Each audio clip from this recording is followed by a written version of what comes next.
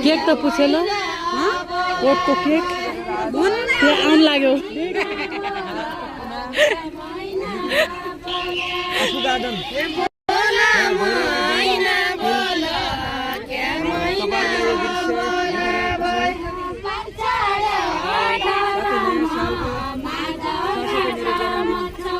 भानु लाग्नु नै न